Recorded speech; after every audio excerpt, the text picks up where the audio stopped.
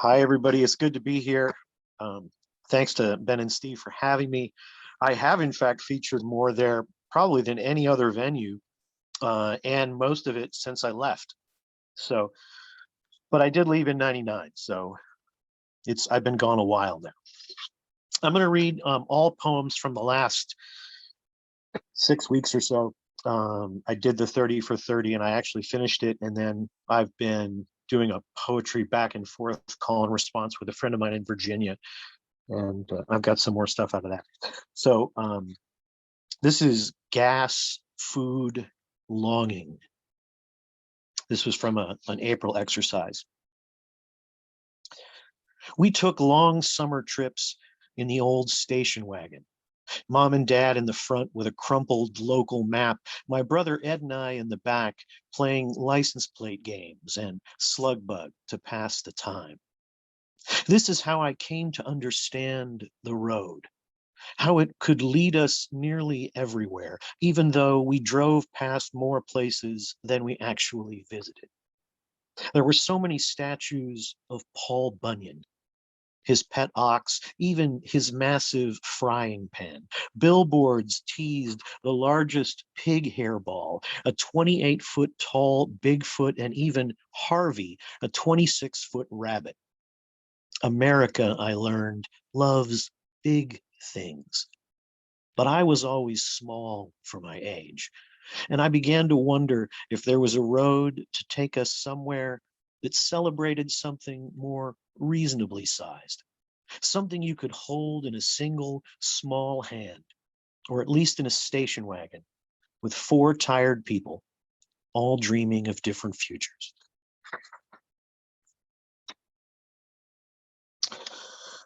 All right. This is, since you mentioned a sonnet, Crown, this is an acrostic sonnet. This is an acrostic sonnet that uses a 14-letter word down the left-hand side, and that word is disappointment. This opens with a quote from Kurt Vonnegut: "Maturity is a bitter disappointment for which no remedy exists." And this is called "At 52, I Am Still Not an Astronaut." Dad tells me it's no picnic getting old. I see lines deepening around my own sunken eyes, let out the tiniest groan as I test the scale. There was a threshold pulling me toward it that somehow now seems possessed by bitterness for all I lack. One time long ago, I was still on track. I stared up at the stars, knowing that dreams never die. But I grew out of some things. They're now memories because time consumes, making this failure, that triumph, the past eventually. Good days, fingers still sing nimbly across the keyboard. Bad days bloom twisted petals, each a question unasked.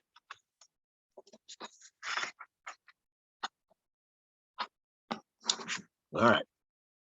Here's another sonnet. I've written several sonnets lately. I don't know exactly why, but I was in the mood. This is called "Why I Don't Garden." It's about time and failure. One finite, the other seemingly inevitable. If I were immortal, then no twilight would urge me to dwell on measurable sadness, how dead flowers cloud the water in even a bright vase. But vegetables might be manageable.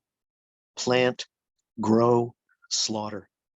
Hope that perhaps those shoots' thin tentacles will thrive once broccoli is harvested, or dust dirt off roots and eat radishes, raw, crisp, and spicy. I am infested with such desire to find what ravishes my tongue, though I fear the earth asunder will swallow me. No crop left to plunder.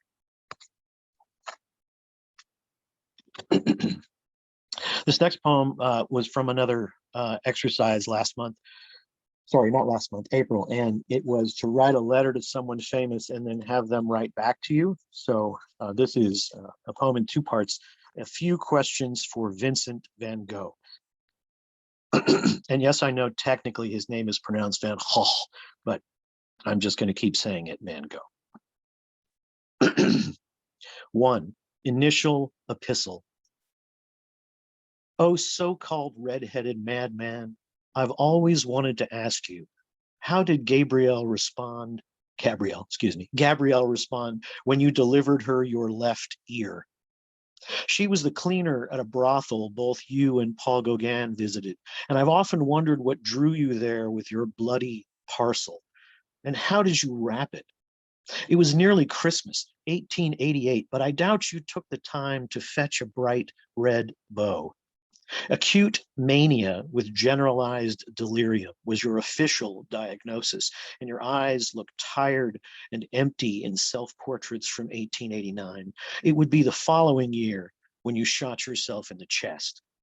You told Theo the sadness will last forever before you finally succumbed to your injuries.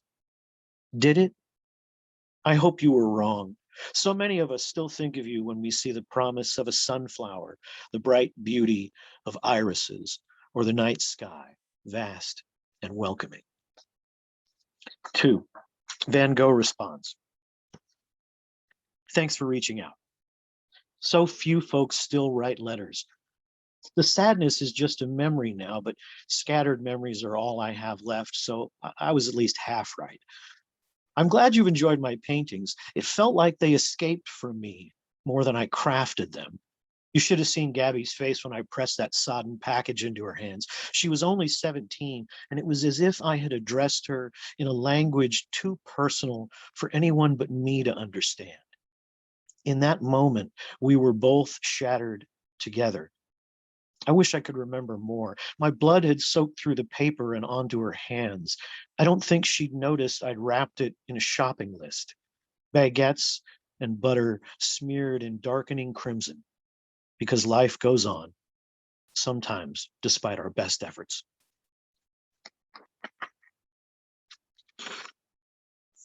I'm going to read a few new fake art poems now. I have a whole book of those, and I don't know if I'll do another whole book, but I've been writing some lately. So here's some of the newer ones. This is Shel Silverstein's Washington Crossing the Delaware. The president's a simple outline standing in the boat. The crew are sketched with reverence as they fight to stay afloat. Small icebergs bob at bow and stern, the flag's a tangled mess. The light that breaks the scattered clouds seems surely to suggest a shore just waiting out of sight, the promise of a spring. And in the distance, one small line, an eagle taking wing. Pay no attention to the fact that everyone's so white. The paper fabric of this world accentuates their plight. And if you wonder where we'd be without this scene at last, remember nothing's ever fixed, even if it's in the past. So bundle up come winter time and keep a rowboat near. There's river crossings every day. It's why we're all still here. This next one is Winged Victory, the statue, which has wings and no arms and no head. And this is as if it were done by Nikki de Saint Faye, or Fall, P-H-A-L-L-E. I do not know how her name is pronounced, but she died in the early 2000s, and she was a wonderful French sculptor. Winged Victory. Deep blue skin is exposed in smooth circles of plaster where the arms and head should be.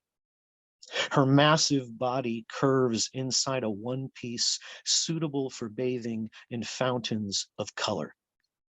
The left breast is adorned with a yellow peace sign, while the right features a red flower, petals blooming from the barrel of a gun.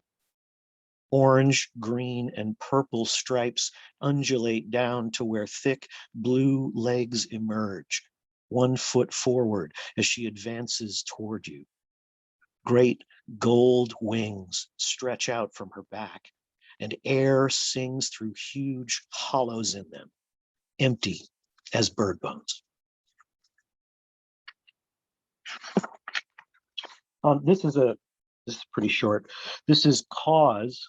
Cause is Christ the Redeemer. Most of Cause's work looks a lot like demented Mickey Mouse sculptures of popular pop culture icons. So this is Cause doing Christ the Redeemer, which is the statue on the hilltop in Brazil. An X covering each eye makes him look dead again. The X on the back of each hand and on the top of each foot serves as a reminder of nails. Bones crisscrossing the skull jut out as if when he came back, he'd been reconstructed wrong.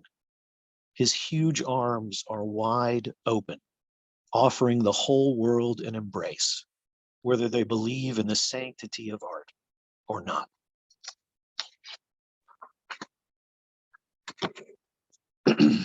Two more of the painting ones. This is Vincent van Gogh had a poem of just shoes. It's just called Shoes. And so this is Vincent van Gogh's Crocs. Crocs. Muddied and beaten, the dark blue shoes lay beside each other. Whorls of paint swirl to become a loose strap poking sadly at the sky and a torn rubber sole. The toe of one splits wide enough that it looks like its namesake, open jaw roughly threatening to answer any questions about fashion, art, or dying penniless, having reused canvas after canvas. And the last of the painting poems is based on a Klimt painting called Garden with Chickens. And this is, if surrealist or abstract, not surrealist, abstract artist William de Kooning did that. So this is William de Kooning's Garden with Chickens. The world is suddenly a furious red-yellow scene organized by wind and seed around a stark white path with the brownish smear of two chickens on it. At least I think those are chickens.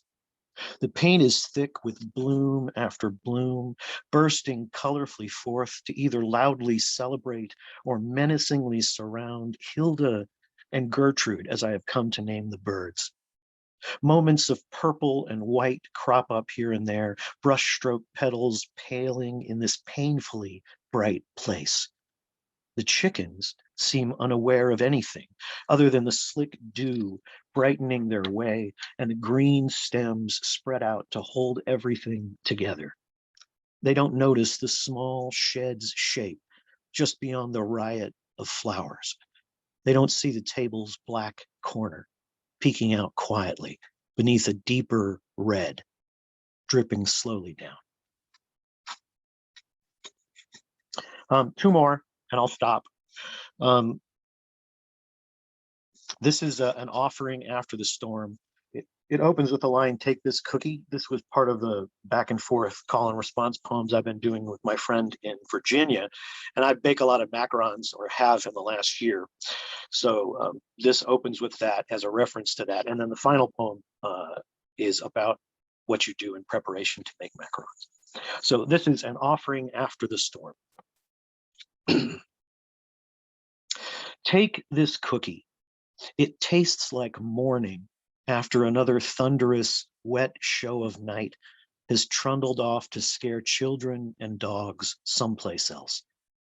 There are nuts in there because this is a particularly American treat, and some folks sure love a little insurrection among friends. Don't get me wrong, I don't condone the caramel drizzle leaking onto my fingers even as I write this, but I keep telling myself everything's sweeter when brought just to the edge of burnt. I never used to enjoy dessert because I felt I wasn't owed anything just for eating. Now I bake cookies and give them away. I hope that this confection can help you forget any stubborn ache infesting you today.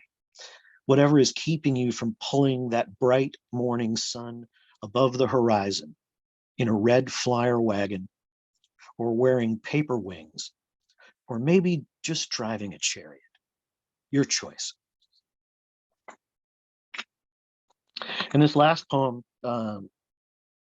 was written for a contest here in Dallas in March, and you were supposed to write a poem using 30 specific words in 30 or fewer lines, and it had to be about ritual. So this is called mise en place, and mise en place is the French term for the preparation that you do before cooking or baking. Mise en place. Begin by cracking an egg, at least a full day in advance.